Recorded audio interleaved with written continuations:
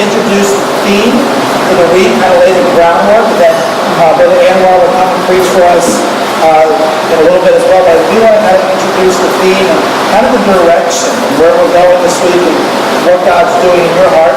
I know all of you, and I said this morning in our introduction, but all of you have been prayed for by name specifically. Right? People from our church, family members, teachers in the school, even if you're not from Friendship or you're from a sister church or whatever, you were prayed for as well. It doesn't mean you get your names or anything like that. We were praying for you. So it's not a mistake that you're here tonight, and it's not a mistake that you're here this week. We're looking forward to a great week, and really want God to work in your hearts and lives. Okay, camp's a great time. We had a parent team meeting last night at church, and I've been doing teen camp since 1997. So this is my 20th year of teen camp. Okay. Yeah, wow. I've gone as a camper, I've gone as a counselor, and now I've gone as a youth pastor. And I love teen camp. I'm excited about what God's going to do in your hearts this week. So I don't want to talk long or preach long, but I do want to lay the groundwork for you tonight. And then whatever Brother Anwar preaches is great. It'll be awesome, it'll be wonderful if you listen. Okay, there's a lot of distractions going on. So whatever happens on the outside, just stay in tune with what God can do here on the inside. Look at 1 Corinthians chapter 4, look at verse number 1. Verse number 1. It says this, let a man so account of us as the ministers of Christ. And what? Stewards of the mysteries of God. Somebody real quickly tell me what you think a steward is. What's a steward? What? Okay, a servant. Very close. Probably top 3 answers on Family Feud. I'm sorry? 9th and 10th grade. What do you think it is? A slave, okay. Storm? Okay, very good. It's a person that has been entrusted or given something. Now, how many of you guys have grown up in church, in Christian school, in a Christian home for up to this part of your life? Can I see your hand real quick? Say mom and dad, Christian school, church, all that stuff. Let me tell you this. First of all, that's a blessing to be able to say that you've been growing up in a Christian home, a Christian school, a Christian youth group.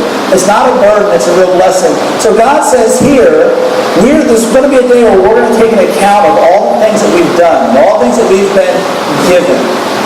And I'm looking at some young people that have been given a lot of things. You've been given one of the most precious and valuable things that anybody could ever have, and that's the gospel. How many got saved between the ages of 5 and 10? Think a little bit, okay? 5 and 10. Okay? 11 to 15. Okay? How many got saved 16, 17, or 18 years old? So this is probably some of the older ones. Anybody? Okay, I got saved at 17 years old. I've been given something. You are a steward. You've been given something, and it's the gospel. Look at verse number 2. Moreover, because of this, it is what? Required. What? Required in stewards, and here's our theme, and here's our direction for the week, that a man be what? That's your question. When God looks down from heaven, and He looks at you, wherever you're at in life, if you're a 7th grader, you're a 12th grader, you're a college student, if you're wherever you're at in life, if God were to look at you tonight, could He say those 2 words about your life right now? That you have been found faithful. I've given this gift to you, the gospel. Are you faithful with it? Sometimes we ask lost people, if you died today, would you go to heaven? We need to ask saved people this, if you were to die today, would you be ready to go to heaven? If you were to stand before God today, would God say the words, well done, thou good, and what? Faithful servant. The word faithful means this, loyal, dependable, can be counted on in a moment's notice. A moment's notice. Okay? God today is looking for people to just be faithful. God's not looking for the most talented person in this room to use. God's not looking for the most skilled person in this room to use. God's not even looking for the one that comes from a Christian home or a Christian school or a Christian family to use. God today is looking from heaven, wanting to use someone from a church camp like this, but He's looking for them to be faithful. Ian Bound said this, and I think Brother Andrew kind of mentioned this last night in our service, but he said this: the church is looking for better methods while God is looking for better men. The church is looking for better methods while God is looking for better men. We're not called to be famous. We're called to be faithful. But the problem is, not just with Christian teenagers, with Christian young adults, with Christian adults, and so on and so on, there are a lot of flaky people in Christianity today. And we need to start finding some more faithful people in Christianity today. Go to Hebrews chapter 12. Hebrews chapter 12. Are you flaky or are you faithful?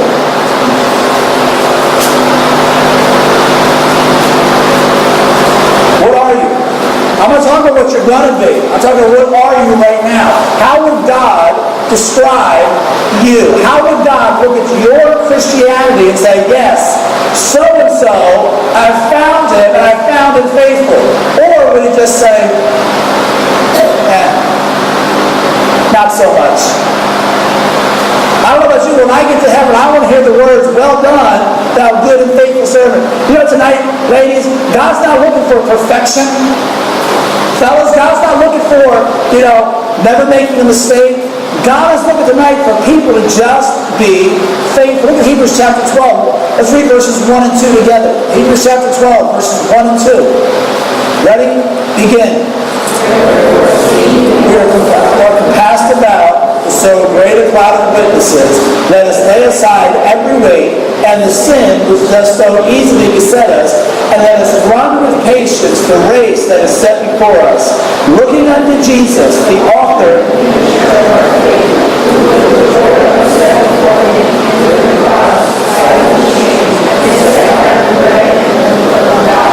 This passage right here describes your life as a race. Some of you are running a race. Some of you are dragging along in this race.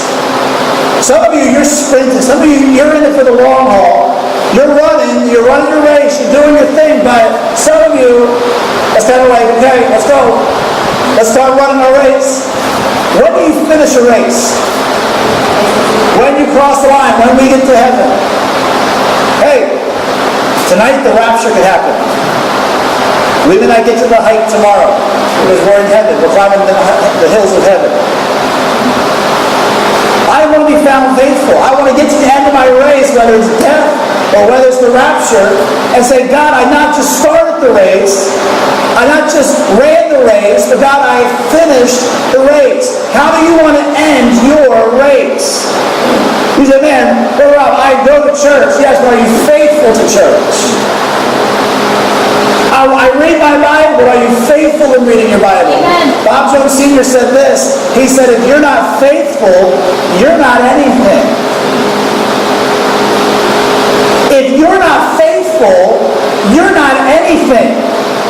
It's like this.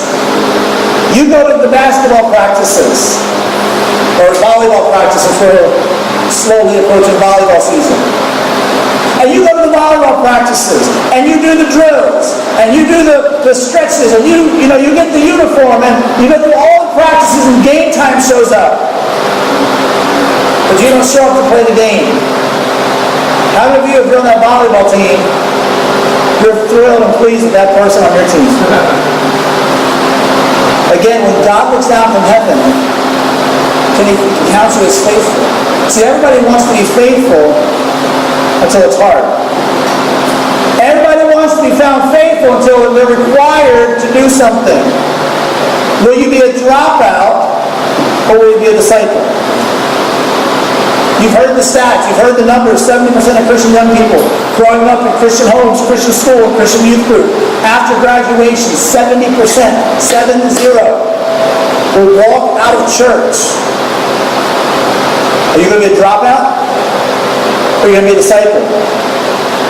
Amen. Think about the disciples. Not I. Oh God, I'll never betray you. Lord, I'll never walk away from you. And then as soon as it was time for them to stand for their faith, they booked. They split. flaky or faithful, dropout or disciple. Today, first day of camp, July 31st, 2017, young men, you are as faithful to God as you want to be. You are as faithful to God this morning as you want to be. God is real to you as you want Him to be to you. I hope you decide to be faithful. Let me ask you a question. How tonight will we be found faithful? Look, I've been in church, youth group, Christian school, camps, conferences, church service, all those things began with Christianity all my life. I got friends that used to run the race. They used to sing the songs, the things they used to, and now they don't sing those songs anymore. The things they used to do, now they don't do, and not in a good way. You know what I'm saying? They used to go to church. They used to be holy. They used to read their Bible. They used to go soul winning. They used to do fill in the blank, but now they don't do those things. The things they used to do, they don't do them anymore. I don't want you to be one of those Christians. So tonight I got some reasons and ideas of how we can be found faithful. Number one, if you want to be found faithful, suck it up. Suck it up. Don't quit. Quitters aren't faithful people. 1 Corinthians chapter 9, verse 24 says this, know ye not that they which run in a race run all, but one receive the prize, so run that ye may obtain. You don't get an award or a prize or a crown for starting a race. You get a crown, you get a prize, you get the reward when you finish the race. Amen. You're just starting your race. You're just maybe the first couple steps of running your race. You're 13, 14, 15, 16, 17, 18 years old. Don't quit. Don't quit. No crowns for quitters. Suck it up. It's hard. Being a Christian is hard. Not making excuses. Not, trying to follow Christ and all be good. No, it's hard. People are going to laugh. People are going to mock. You're not going to be popular. The world's not going to clap. You say, hey, good job, you got team soul in it. Hey, you sang in team choir. Hey, no, it's hard. Suck it up, though. Suck it up. So many people are quitters today. They quit their jobs. They quit their marriages. They quit going to church. They quit. Suck it up. Amen. You're running the race. Hey, get with it. Suck it up. It's going to be hard. I told our singles in our Bible study on Friday night when I was in 9th grade. I had to go to public school for a year, and different story, different day. And my mom and dad said I had to do a fall sport. I love basketball. I love playing basketball today. I enjoyed meeting the boys on the basketball court this afternoon. I beat all of you guys. Me and my team, my squad, we beat all you guys at least once or twice, okay? I love basketball. But the problem was basketball wasn't until the wintertime. Well, my mom said, and Dad said, you've got to do a sport every season. Oh, man. See, in the mainland, soccer's in the fall. Okay? I knew I wasn't good enough. I'm too skinny, too scrawny, lanky, all that stuff to play soccer. Football, kind of the same thing. Football, kind of the same thing. I didn't want to play football because I was being killed. I didn't want to die as a 9th grader. Okay? So I said, I know what I'll do. I'll run cross country. I'll do the cross country team. I'll do that. Let me show you how in the dark I was about cross country running. I showed up the first day of cross country running in my high top basketball shoes. I mean, like the Iversons that went up to the middle of the ankles. Baggy basketball shorts. Okay? Baggy t-shirt. That's just what I thought. I said, we're just going to go run. Let's go take a run. Everybody else got like the windbreaker shorts, that, the short shirt type deal. Yeah, heebie-jeebies. Okay? And the airtight shoes and the tank top. And I'm like, oh man, I'm way out of shape. I'm way out of place here. Needless to say, guess what? I did not do so well running cross-country running. But, last race of the season, it was a freshman-only race, and that was me. And there was about 50, maybe 60 of us in this race, and you have different public schools or whatever, they were all around. I knew if I could finish this one, I was done. And so I did. Finally got a new pair of shoes. I never wore the short shorts because boys don't wear short shorts. Girls don't wear short shorts either, but boys especially don't wear short shorts that high, okay? But, I found a way to make them longer with spandex and stuff, so I don't want you to see my white, thighs and all that nasty stuff. So I get to this race. There's like 50 or 60 of us in this race. And out of 50 and 60, Connor, I want to say, I don't remember exactly, but I know I placed in the top 25. Got the win. That's good. I got the award. I got my prize. I finished the race. The Christian life, though, was never promised to be easy. There are troubles, there are testing, and there are turmoils. Some of you this week, you got testings in your life. Some of you came to camp this week with problems. And that's okay. Don't quit. Suck it up. Philippians 4:13 says, I can do all things through Christ, which strengtheneth me. You can finish the race. You can cross the finish line. Number 2, if you're going to be found faithful, you've got to see the big picture. You've got to see the big picture. Teenagers, listen to me. There is a bigger picture to life than the 5 feet that you can see in front of your nose. There's a bigger world out there. There's a big picture. First, 2 Corinthians 5:10 says this, where we must all appear before the judgment seat of Christ. One day, you're going to stand before God Almighty. It's not going to be me and you. It's not going to be mom and dad and you. It's not going to be your pastor and you. It's not going to be your school teacher. It's going to be you and God face to face. And he's going to say, what did you do with what I gave you? You were a steward. I gave it to you. What did you do with it? What did you do with what I gave you? Did you ever think about eternity? Did you ever stop and think about how big life is? Things try to distract us here. Guess what? Eternity, they won't even matter. Yeah.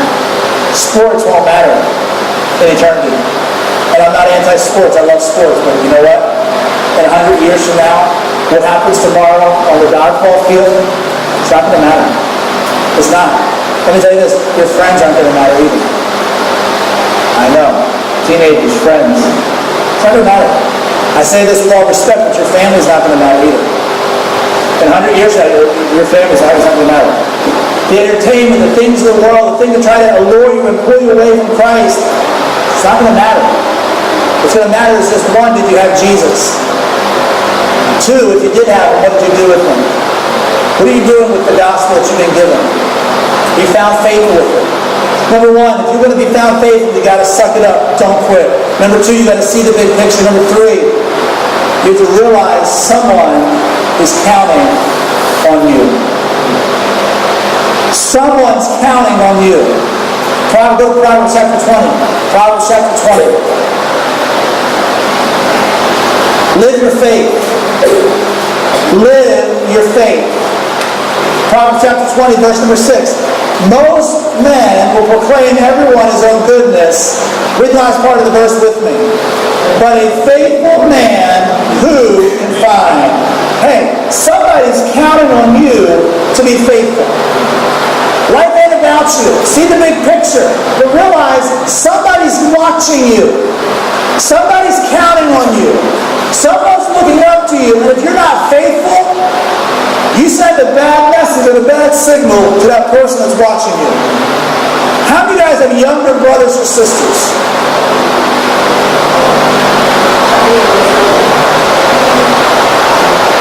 Somebody's watching you if you have a younger brother or sister in your home. I'd hate to know that I was the reason why another Christian stopped going to church because my testimony was so wishy-washy. What is it? I'd hate to know that somebody stopped coming to church or stopped running their race because they were watching me and I was a bad picture of Christ. Somebody's counting on you. You better be faithful. You say, man, that's a lot of responsibility. That's a lot of accountability. Yes, you're right, it is. Somebody's watching you. But a faithful man, who can find? Someone is waiting for you to get serious about your Christian life. Amen.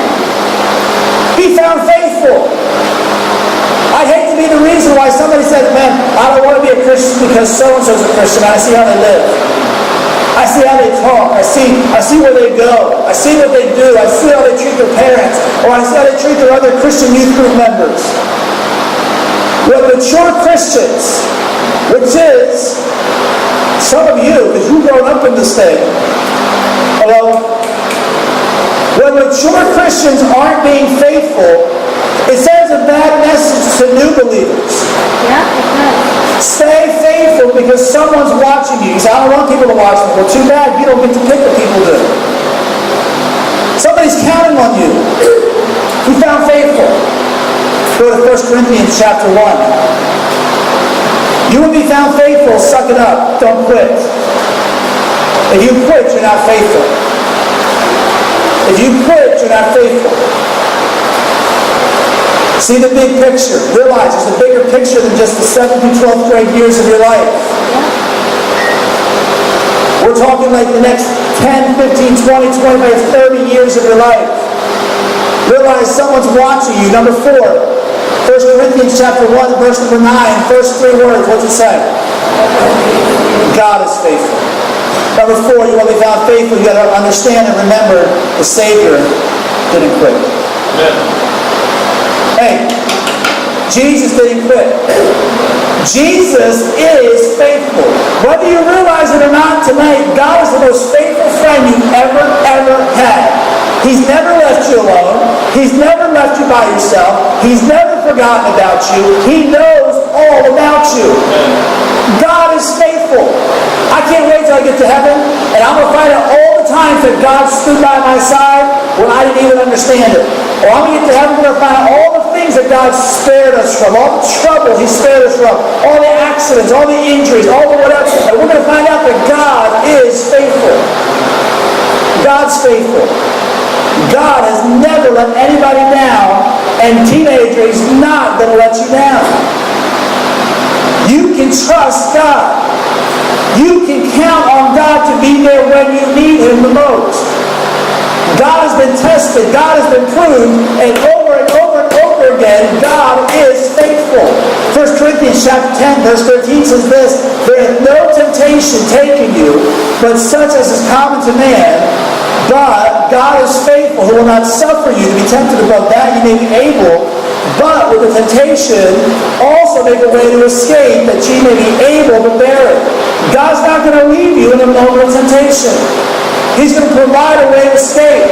He says this, you don't have to live in sin.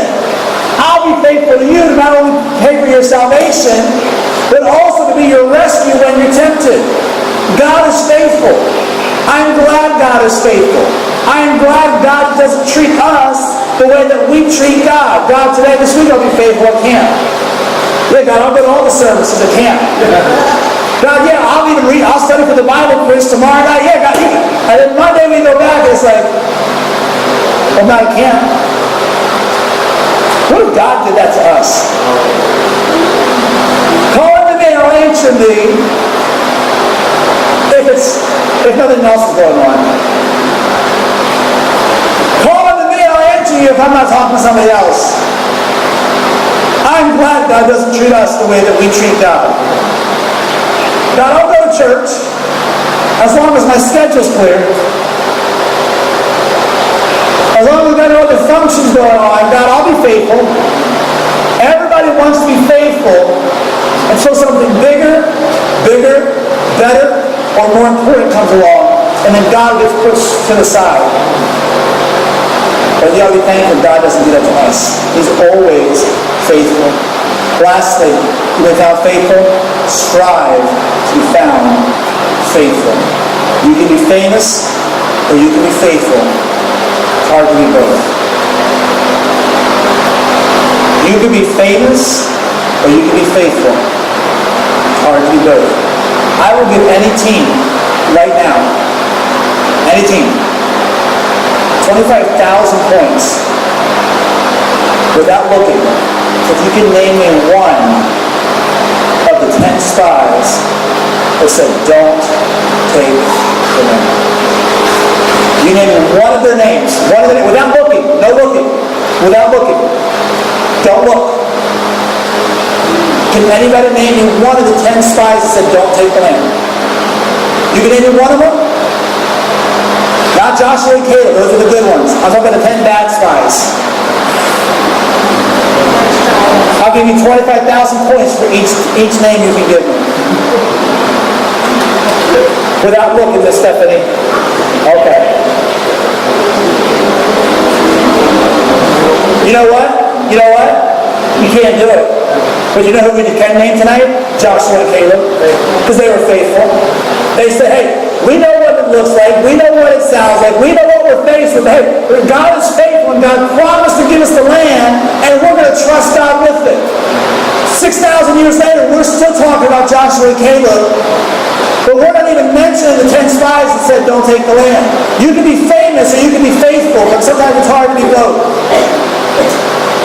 God is not looking for the best looking, best talented, best athlete, best anything to use. He's looking to see who is faithful. He said, what about, I don't have ability. Great, God's not looking for ability. Bob Jones Sr. said the best ability is availability. You were in this prime of your life, say, God, here I am.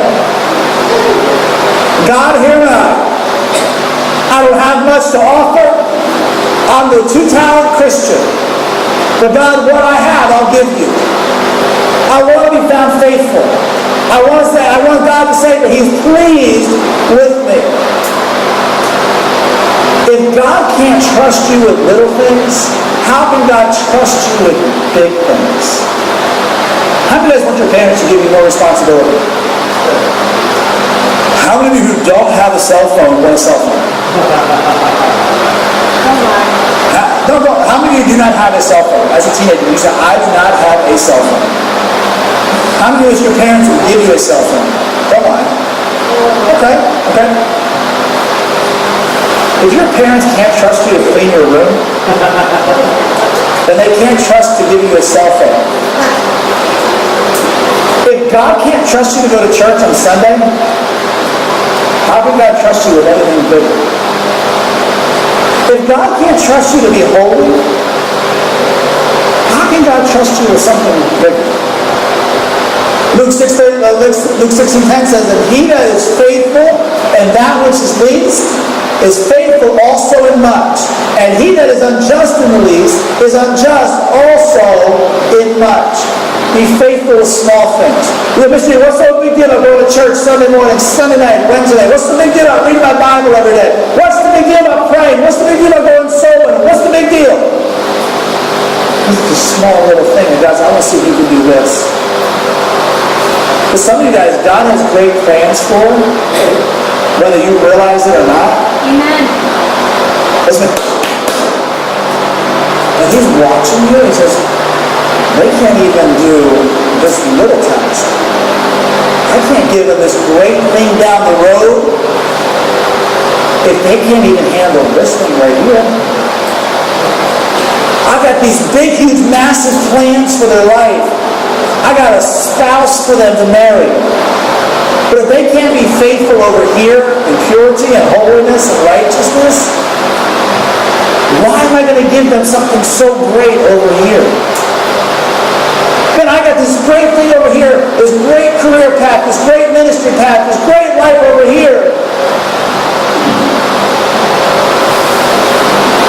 But this one little thing I want them to give up, they can't even give that up.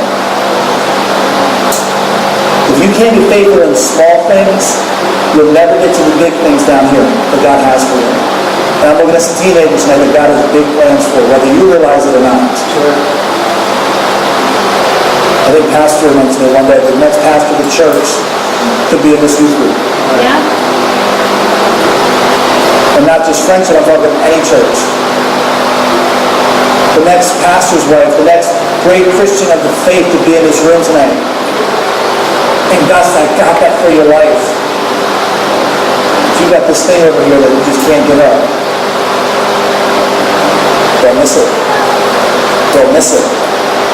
If you were to stand before God tonight, saved, yes, but as a saved person, what would you hear at the judgment seat? If you were to stand before Christ tonight, what would you hear? If you're not saved, get saved tonight, like right now, like come talk to me like now. So I'm talking to saved young people. If you were to stand for God tonight,